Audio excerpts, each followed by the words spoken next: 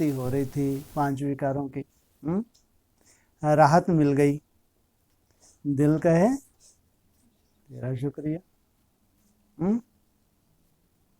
जब तेरा शुक्रिया हो जाता है कितनी राहत मिलती है। तो राहत मिल गई, मिल गई, थैंक्स निकलता है,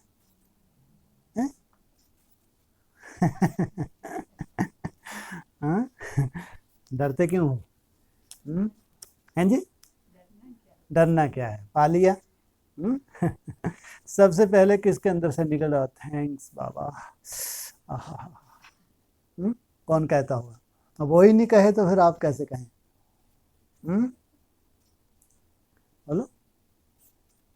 मुझको सहारा देने वाले दिल कहे तेरा शुक्रिया। मजा आ गया। कौन? आपको मजा आ गया? पहले उसको तो मजा आए। कौन बोले पहले पहले? पहले पहले हाँ, वो तो सदा ही बोलते रहते हैं। कोई ऐसा भी तो होगा जो अभी बोल ही नहीं रहा, सालों से लगा है, दिन रात एक कर दिया, तो उसको अभी तक नहीं निकल ही नहीं रहा है थैंक्स। हैं जी? आपके लिए मैं ही रोता दिख रहा हूँ सबको। आपका रोना धोना छूट जाए भाई साहब, हम लोग तो मजा आ गया। मुरली बहुत अच्छी चलाते हैं आप, अच्छा लगता है, हा? लेकिन पता नहीं अंदर से क्यों रोते रहते हैं आप। आप क्यों थैंक्स नहीं करते बाबा का? 30-35 साल हो गया आपको भगवान मिला हुआ, फिर ये आप थैंक्स क्यों नहीं निकलता आपके? आप कैसे ज्योतिषी हैं, आपको कैसे मालूम? फिर साक्षात्कार हुआ। मैंने आप अंदर ही अंदर रोते हैं जी। थैंक्स जब निकलता है, कब निकलता है थैंक्स? उसके बाद कभी रोना धोना होता है? अब डूब रहा था, डूबता तुमने मेरे को बचा लिया, तब निकलेगा ना थैंक्स, है ना? तो कौन? हाँ, अभी डूबे ही नहीं थे, पहले ही बढ़िया थे, अब भी बढ़िया, थोड़ा चेंज हो गया है, थोड़ा चेंज होता जा रहा है और थोड़ा बढ़िया बढ़िया होते जा रहे हैं। ऐसा थैंक्स निकले कि बस 2500 वर्ष तक थैंक्स। मुझको सहारा देने वाले के दिल कहे तेरा शुक्रिया। कौन कहे?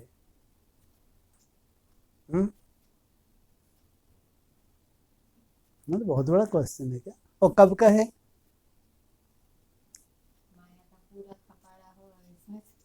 हाँ, माया का पूरा था कब? ये तो ठीक है। माया का पूरा थपाड़ा हो और फिर वो भगवान अपनी कृपा करे, तब निकले थैंक्स बाबा। हैं जी?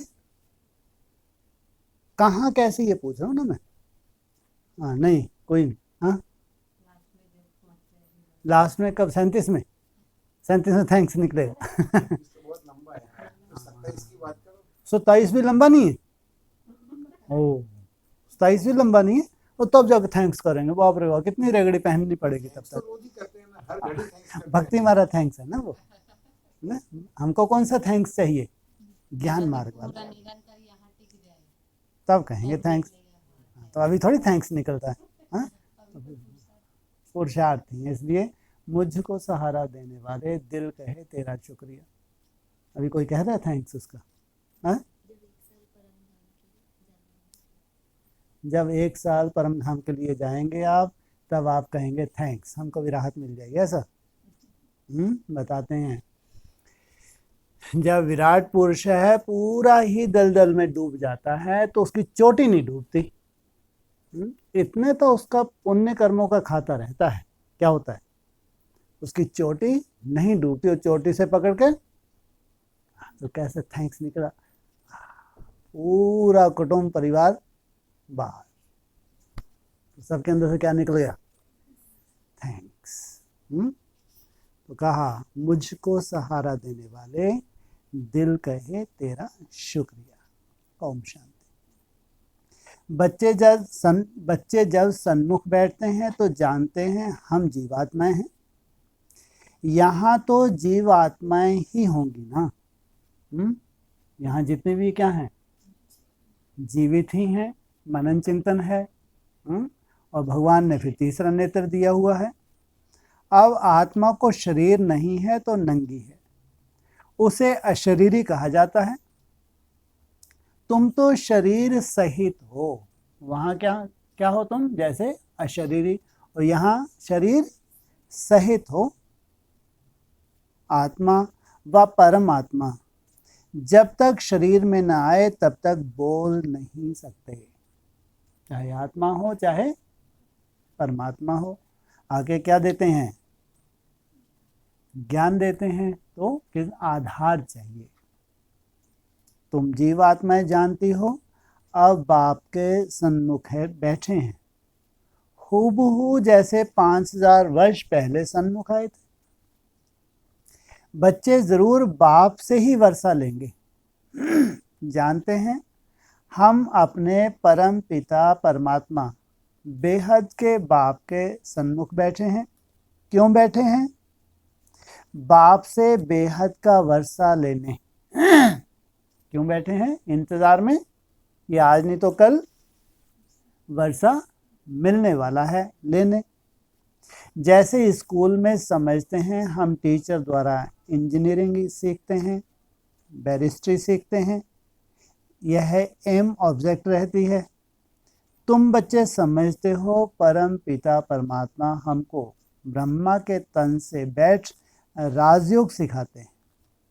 भगवान वाच, यह तो बच्चों को समझाया है कि भगवान निराकार को कहा जाता है।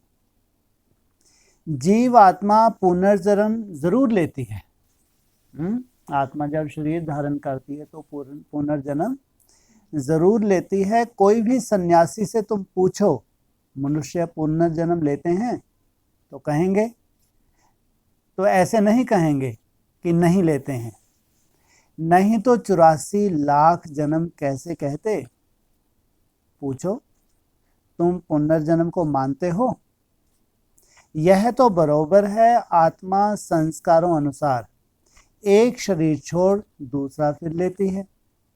ऐसे ऐसे करते मनुष्य 84 लाख जन्म नहीं परंतु कितने जन्म लेते हैं? 84। तो लाख क्यों बोल दिया? लाख क्यों बोला? होते 84 जन्म है, लेकिन वो 84 लाख क्यों बोल दिया? हाँ, कुल योनियां जो होती हैं वो होती हैं 84 लाख। तो उन्होंने क्या समझ लिया?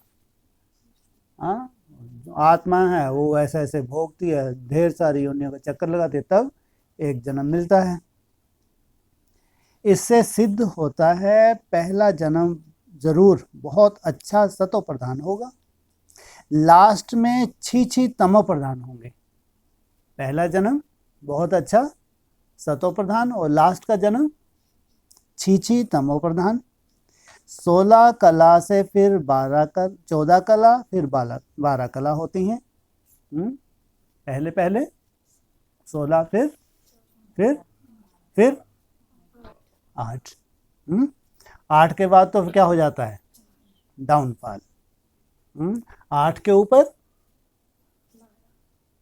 माना 8 के नीचे तो डाउनफॉल है, कोई काम के ही नहीं है। 8 के ऊपर कितने हैं? 12 या 14 या 16। तो शास्त्रों में 12 कला किसको बताते हैं? शास्त्रों में राम को 12 कला दिखाते हैं। मुरली में बताया राम फेल हुआ इसलिए त्रेता में चला गया, 2 कला कम 14 बोला। तो इसका मतलब 12 और 14 कला 2 हो गया, 1 है। कितने हैं? 2 हो गए, राम 2 हो गए। कितने हुए राम? 2। कितने कितने कला वाले? हो गया होगा, हाँ अंदाज लगाओ।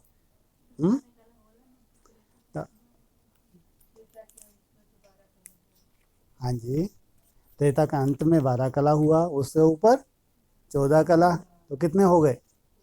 2। कौन कौन?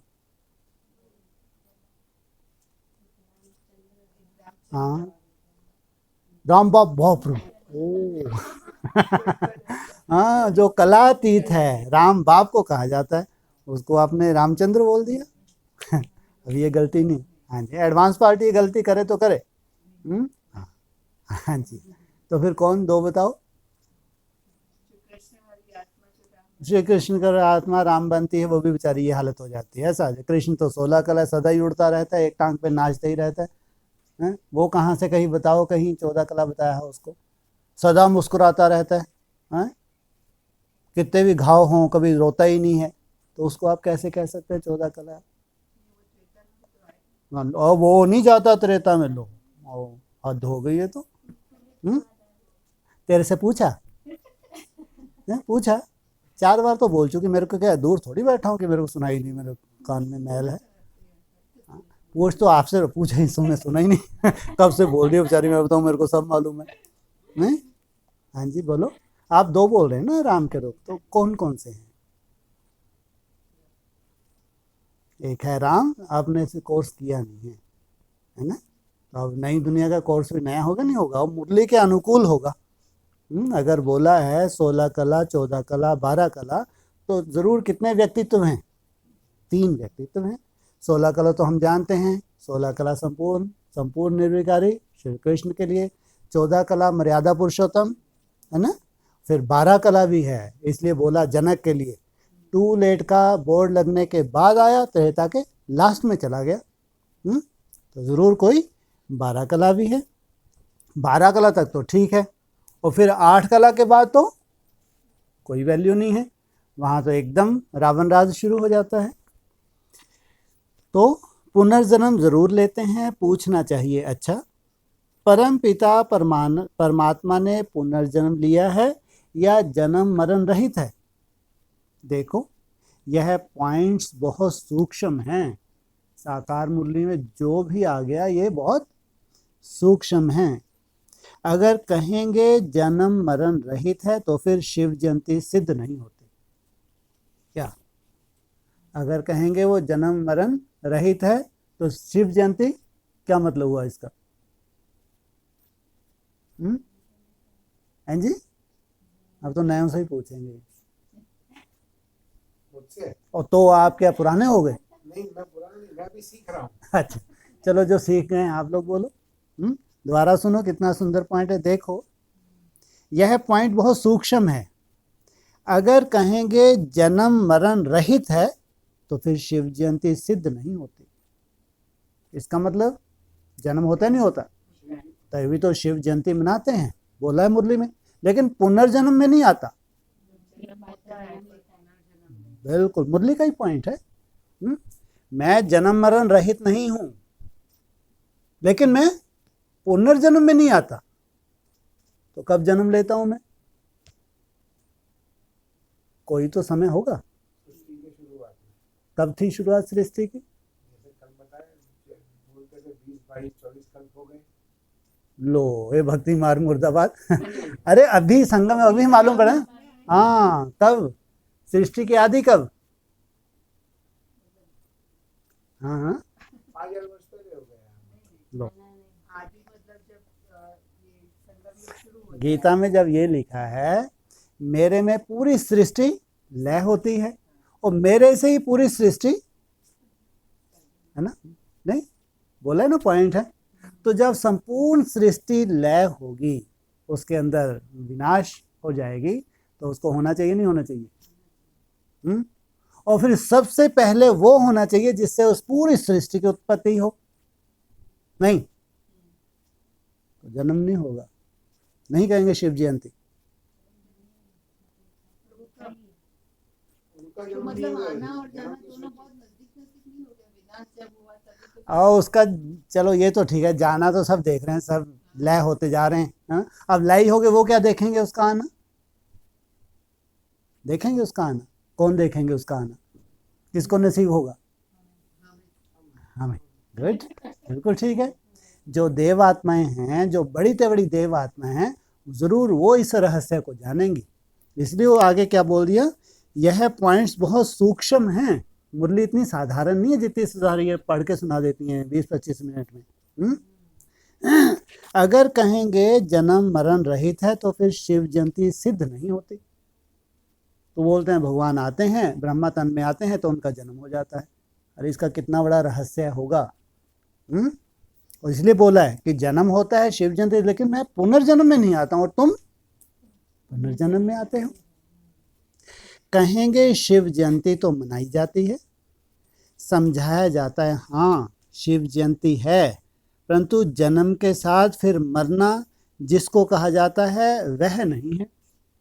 कितनी बड़ी बात है, कितना इनसे माथा मारो आपको पागल सिद्ध कर देंगे आगे चल के। जबकि मुरली का पॉइंट है मैं जब एक बार आ जाऊंगा तो मरूंगा, तुम तो मरोगे। लेकिन भले ही सर्प के मिसाल तुम्हारा खल बदली होता है, लेकिन शरीर तो छोड़ेंगे ना। वो अगर एक बार शरीर धारण करेगा तो छोड़ेगा, तो उसकी आयु कितनी है? 5000 वर्ष। सोचो, पूरे सृष्टि कल्प की आयु 5000 वर्ष। कितना वंडरफुल ड्रामा है। पर फिर नया कल्प चालू हुआ था, हैं जी? फिर भी वो वही नया भी तो कल्प चल रहा उन्हीं से ही तो चालू हुआ। उन्होंने तो गीता में ही बोल दिया ना, मैं पूरी सृष्टि को अपने अंदर लय कर लेता हूँ, है ना।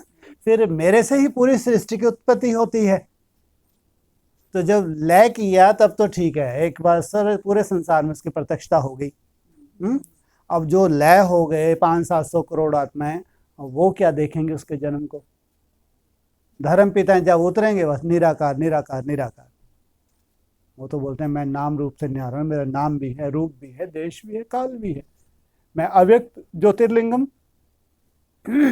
लेकिन अव्यक्त हूं, तुम्हारी तरह व्यक्त नहीं हूं। जा तुम 150 वर्ष लोगे आयु ज्यादा से ज्यादा, और तुम सतो प्रधान एक ही बार बनोगे, फिर कलाएं तुम्हारी कम होने लगेंगी। ये तो सतो प्रधान बाप मुरली में बोला है। ऐसे जामड़ी बुद्धि है, मंद बुद्धि है, कितनी बार यहां समझाओ तो भी समझ में नहीं बैठता। सोचो इतनी बड़ी बात। यहाँ की बात है, वो उनकी तो अंधों लंगड़ों की तो बात ही नहीं है। हाँ? यहाँ भी ऐसी बुद्धि जाम हो जाती है, जाम। कितना भी खोल खोल के समझाओ फिर बुद्धि वहीं की वहीं पहुंच जाएगी। कहाँ भगवान की परिभाषा और कहाँ देवताओं की परिभाषा। देवता ज्यादा से ज्यादा से लंबी आयु कितनी होगी? ज्यादा से ज्यादा,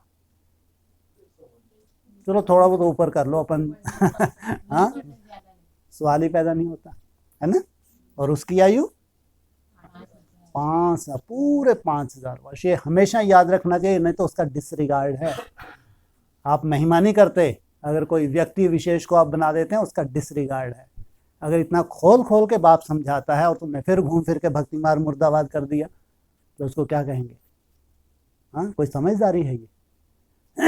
कितना सुंदर, कितना खोल के बता रहे हैं।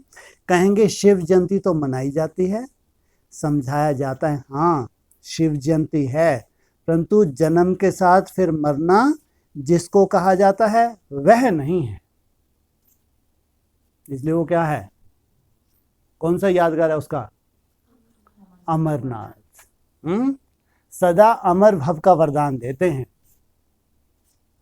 कब तक तुमको भी अमर बना देते हैं? 2500 वर्ष तक। हाँ, सर्प के जैसे तुम पहले ही साक्षात्कार हो जाता है, शरीर छोड़ना है। जहां जाके तुमको जन्म लेना है वो भी पहले ही साक्षात्कार हो जाता है, तो उसको कोई मृत्यु नहीं कहेंगे।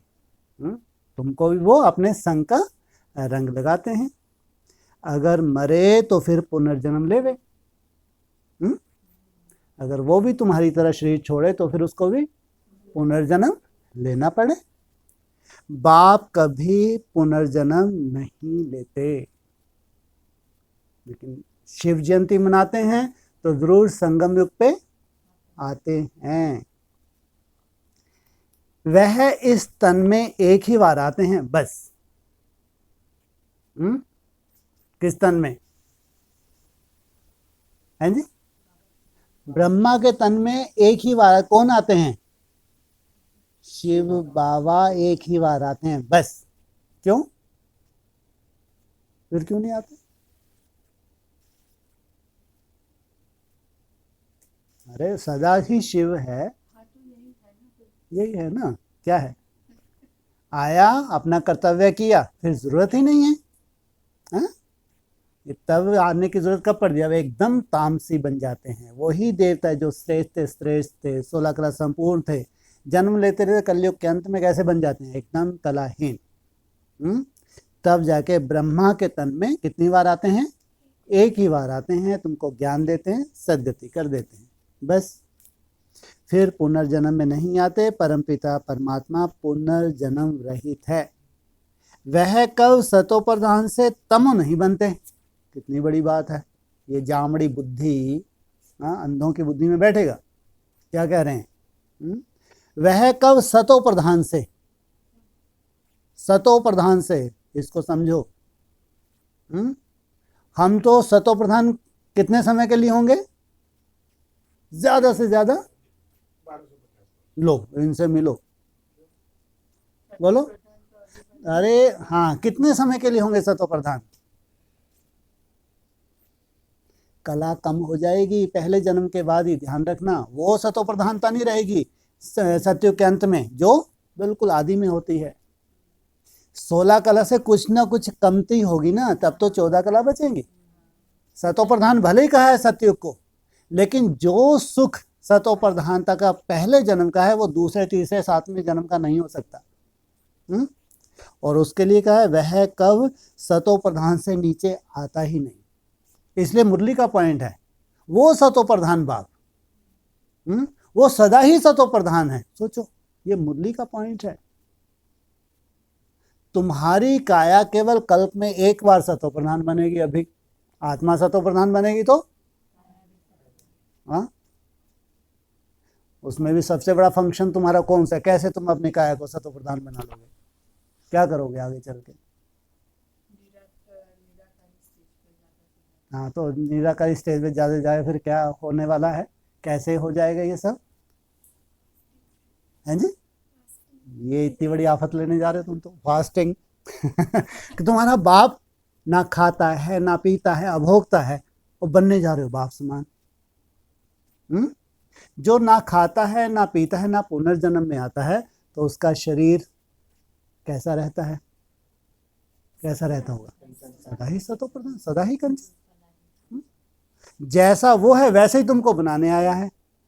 जब तुम निराकारी स्टेज में टिक जाओगे, तुमको भूख प्यास लगेगी? लगेगी? बिल्कुल नहीं लगेगी। वो लास्ट समय है। फास्टिंग के द्वारा कौन सी ऐसी पद्धति है आगे चल के भगवान जो तुमको सिखाएगा, जिस पद्धति से तुम आत्मा के साथ साथ तुम्हारा शरीर भी कंचन बनेगा। तो वह कब सतो प्रधान से तमो नहीं बनते। आत्माएं तो सब जन्म मरण में आते आते पतित बन जाती हैं, फिर बाप आते हैं पावन बनाने। इससे सिद्ध होता है आत्मा ही पतित होती है। आत्मा पावन आती है तो फिर माया पतित बना देती है। बाप कभी भी बच्चों को गंदी मत नहीं दे सकते। इस समय के पतित मनुष्य पतित मत देते हैं। अब पावन बाप कहते हैं पतित नहीं बनो, अर्थात विकारों में नहीं जाओ। रावण की मत से दुख धाम बन गया है, पहले सुख धाम था। ऐसे नहीं बाप ही सुख दुख देते हैं, नहीं, बाप कभी बच्चों को दुख की मत नहीं दे सकते। माया ही दुख देती है। उस माया पर जीत पाने से तुम जगत जीत बन जाते हो। मनुष्य माया का अर्थ नहीं समझते। वह धन को माया कह देते हैं। अभी क्या कहते हैं? इसके बाद बहुत माया है। क्या है? बहुत धन है, माना बहुत माया है। कहते हैं ना, इनको माया का नशा बहुत है। परंतु माया 5 विकारों को कहा जाता है। माया का ग्रहण कब से लगा? कब से लगा? द्वापर युग से, 2500 वर्ष पहले।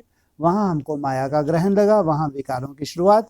अगर 5 विकारों का नशा है तो माया एकदम खा जाती है। रावण राज्य शुरू होता है आधा कल्प से। देह अहंकार आने से फिर और विकार आ जाते हैं। शास्त्रों में कोई यह बातें नहीं है। लिखा हुआ है देवताएं वाम मार्ग में अर्थात विकारों में जाते हैं। कहाँ जाते हैं देवताएं? कितने समय के बाद? 2500 वर्ष के बाद। माया के वश होने से परवश हो जाते हैं। फिर माया जीत बनने से क्या बन जाते हैं? क्या बोला ऊपर की लाइन? विश्व को जीत लेते हैं। तो परमत पर चलते रहते हैं, अभी तुम चलते हो श्रीमत पर। परमत माना माया की मत, श्री अर्थात श्रेष्ठ मत बाप की, वह है परमत रावण की मत। इसलिए बाप ने कहा है आसुरी संप्रदाय सब रावण की जंजीरों में दुखी हैं। मनुष्यों ने सत्युग की आयु लाखों वर्ष समझ ली है, तो तुम हिसाब किताब समझते हो 5000 वर्ष कैसे हैं।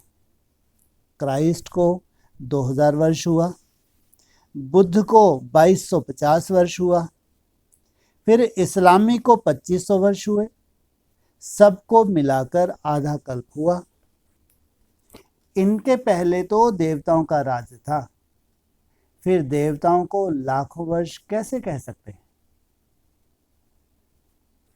इतने वर्ष होते फिर तो मनुष्य बहुत हो जाते, इतने तो हैं नहीं। 5000 वर्ष में ही करोड़ों मनुष्य हो जाते हैं।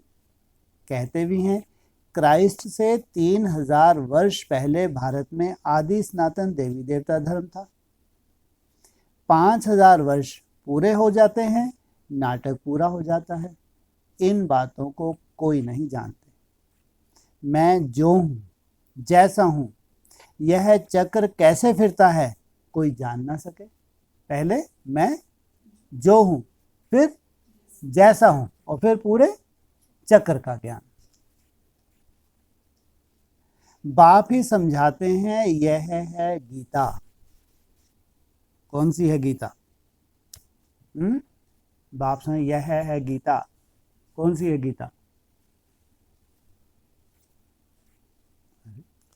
यह है गीता। हैं जी? शिव शिव गीता। यह है गीता, है जी? सच्ची गीता, और क्या झूठी गीता? झूठी गीता किसकी? कृष्ण की झूठी गीता। और सच्ची गीता किसकी? शिव की। तो यहाँ पे झूठी गीता भी है तो सच्ची गीता भी है। तो बाप ने आकर सहज राजयोग सिखाया था, तब उनका नाम गीता रखा है। जैसे क्राइस्ट ने सिखाया तो उनका नाम बाइबल रखा है। यह अनादि नाम रखे हुए हैं, वह रिपीट होते हैं। बाबा बूढ़ियों को भी समझाते हैं। यह बहुत सहज बात है। सिर्फ बाप और वर्षे को याद करो। बच्चा पैदा हुआ, गोया वारिस पैदा हुआ। तुम समझते हो हम बाबा के वारिस हैं। क्या समझते हो? तुमने भी बाबा को क्या बनाया होगा? अपना वारिस बनाया होगा। नहीं? 5000 वर्ष के बाद फिर से मिलने आए हैं। बाबा बच्चों से पूछते हैं, अच्छा बताओ तुम्हारे कितने बच्चे हैं? वो किसी के होते हैं मान लो 2, तो क्या उत्तर देता है? अगर तो बच्चा बुद्धि है तो बाबा को 2 फेल। तो फिर एक साथ में बाबा को ऐड कर लाए तो कहते हैं 5। तो घड़ी घड़ी 5000 वर्ष ही कहेंगे। 2-3 वर्ष पीछे आने वाले भी कहेंगे हम 5000 वर्ष बाद फिर से आए हैं। यह बड़ी गूढ़ बातें हैं। बाबा पूछते हैं आगे कब मिले हो? कहते हैं हाँ बाबा। आत्मा इस मुख द्वारा कहती है हम 5000 वर्ष पहले आपसे मिले थे। आप इस तन द्वारा शिक्षा देने आए थे। जो पक्के पक्के बच्चे हैं समझते हैं हम बाप से बेहद का वर्षा लेने बैठे हैं। हम बेहद के बाप के बने हैं ब्रह्मा द्वारा। बाप कहते हैं मुझे पहचानते हो? मैं तुम्हारा बाप हूँ। कहेंगे हाँ बाबा, हम आत्माओं का आप परम पिता परमात्मा बाप हो। बाप भी कहते हैं तुमको हमने स्वर्ग में भेजा था, वर्षा दिया था, फिर माया ने छीन लिया, अब फिर मैं देता हूँ। माया वर्षा छीनती है, बाप दिलाते हैं। माया का काम क्या है और बाप का काम? देना। यह तो अनेक बार का खेल है, माना कोई नई बात नहीं है। ये जो खेल है अनेक बार हो चुका है, होता रहेगा, इसका अंत नहीं है। बाप के बनते हैं फिर कोई सगे कोई लगे। बच्चे तो बाप के सब बनते हैं, कोई फिर सगे हैं तो कोई लगे। बाप कहते हैं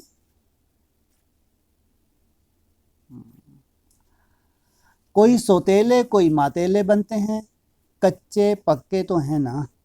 पक्कों को भी माया एकदम जीत लेती है। कच्चों की तो बात छोड़ो, क्या कहा, पक्कों को भी माया एकदम जीत लेती है। बच्चे कहते हैं बाबा हम जहाँ तक जिएंगे आपसे वर्षा लेते रहेंगे, विकर्मों का बोझा सिर पर बहुत है, तो जितना तुम याद में रहेंगे उस योग अग्नि से तुम आत्मा परमात्मा से पुण्य आत्मा बनती जाएंगी। आग चीज को पवित्र करती है, तुम्हारी है योग अग्नि। तो आत्मा को क्या करती है, पवित्र करती है। यह है बेहद का यज्ञ जो बेहद के सेठ ने रचा है। इतना समय कोई भी यज्ञ नहीं चलता। 5-7 रोज व 1 मास यज्ञ रचते हैं। तुम्हारा यज्ञ तो कितने वर्षों से चला आता है, कितने वर्ष हो गए, लगभग 85 वर्ष। कितने वर्ष बचे हैं इस यज्ञ के, लगभग 14-15 वर्ष।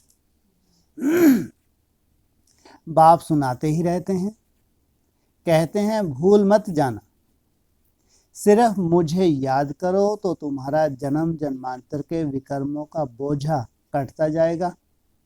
कोई सन्यासी विद्वान आदि को ऐसे कहने नहीं आएगा। भगवान वाच मुझ बाप को याद करो, जरूर आया हुआ है तब तो कहते हैं। बाप कहते हैं अब तुमको वापस जाना है, तुम्हारी आत्मा इस समय बहुत पतित है। अब तुम जानते हो योग से हम पावन बनते जाएंगे। बाप कहते हैं ज्ञान अमृत पीकर पावन स्वर्ग का मालिक बनो। यह साजन तुम सब सजनियों को पावन बनाने आए हैं। कहते हैं मुझे निरंतर याद करो। तुम्हारी ही प्रतिज्ञा है कि आप जब आएंगे तो और संग तोड़ तुम संग जोड़ेंगे, तुम पर वारी जाएंगे। स्त्री पुरुष पर, पुरुष स्त्री पर बलिहार होते हैं। यहाँ है बाप पर बलिहार जाना।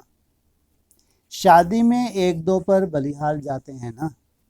अब बाप कहते हैं मनुष्यों पर बलिहार नहीं जाना है। तुम्हारी प्रतिज्ञा है आप पर बलिहार जाएंगे। आप हमारे पर बलिहार होना।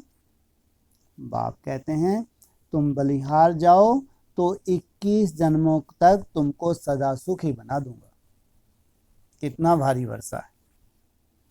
बाप कहते हैं मैं तुमको वर अर्थात वर्षा देता हूँ, सिर्फ तुम निरंतर मुझे याद करो।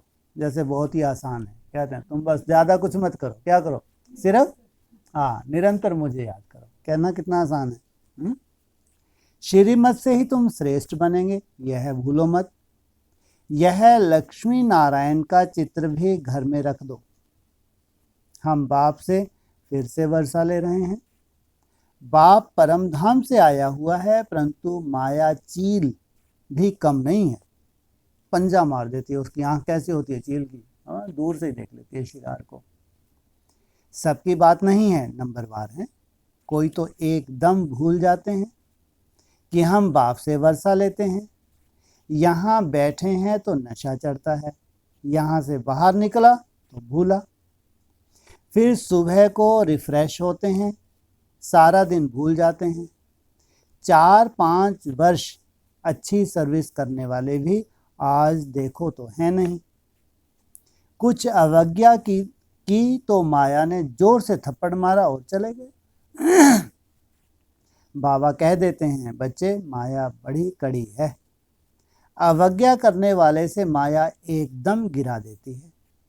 इसलिए गाया जाता है चढ़े तो चाखे प्रेम रस, गिरे तो चकनाचूर। देखते हो कैसे चकनाचूर हो जाते हैं। बैकुंठ में तो ज़रूर चलेंगे, परंतु पद तो नंबरवार होगा ना। भल वहाँ सब सुखी रहते हैं, फिर भी मर्तवे तो हैं। स्कूल में मर्तवा पाने के लिए ही पुरुषार्थ करते हैं, ऐसे नहीं प्रजा ही सही। जो तकदीर में होगा नहीं, इसको तमोप्रधान पुरुषार्थ कहा जाता है। किसको? जो तकदीर में होगा मिल जाएगा, इसको तमोप्रधान पुरुषार्थ कहा जाता है। सतोप्रधान उनको कहेंगे जो बाप से पूरा वर्षा लेने का पुरुषार्थ व प्रतिज्ञा करते हैं। सोचो, इसमें भी पूरा वर्षा लेने का पुरुषार्थ व प्रतिज्ञा की बात है। यह घुड़दौड़ है ना। सब नंबर वन तो नहीं जाएंगे। यह ह्यूमन रेस है। माया ऐसा विघन डालती है जो एकदम रेस से निकाल देती है। तुम्हारी ह्यूमन रेस है। आत्मा कहती है हम बहुत दुखी हुए हैं, शरीर लेते लेते तंग हुए हैं। कहते हैं अब बाबा के पास जाएं। बाबा ने युक्ति तो बतलाई हुई है।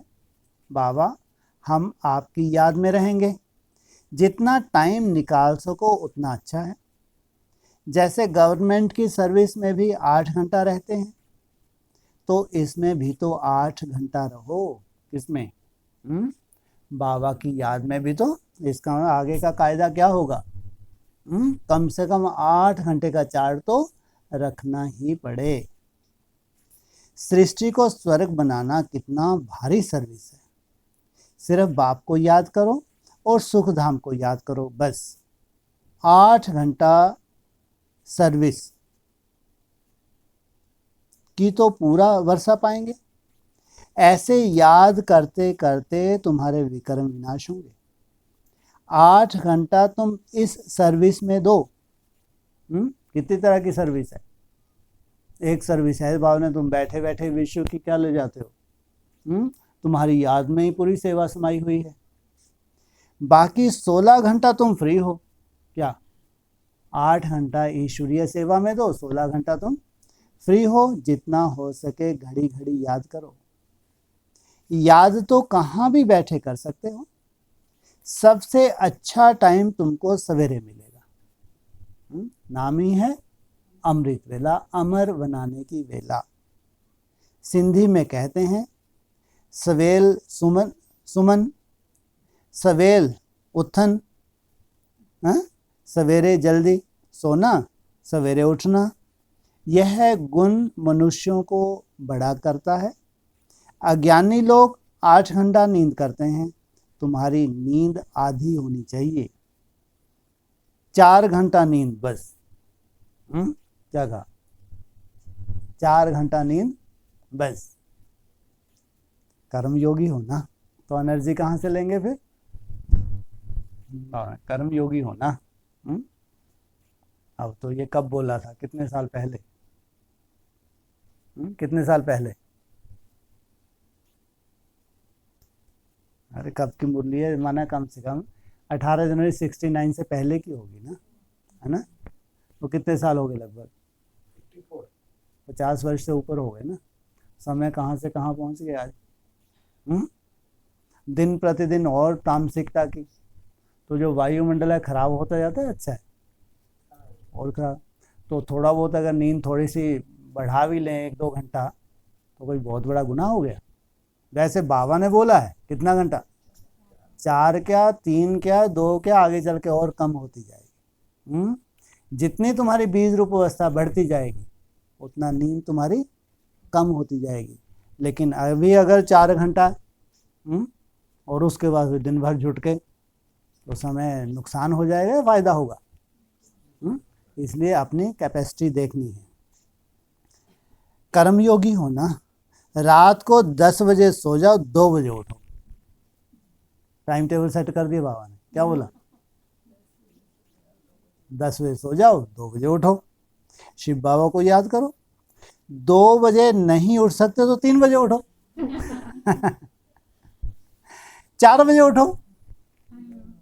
माना उठना है। क्या बताया?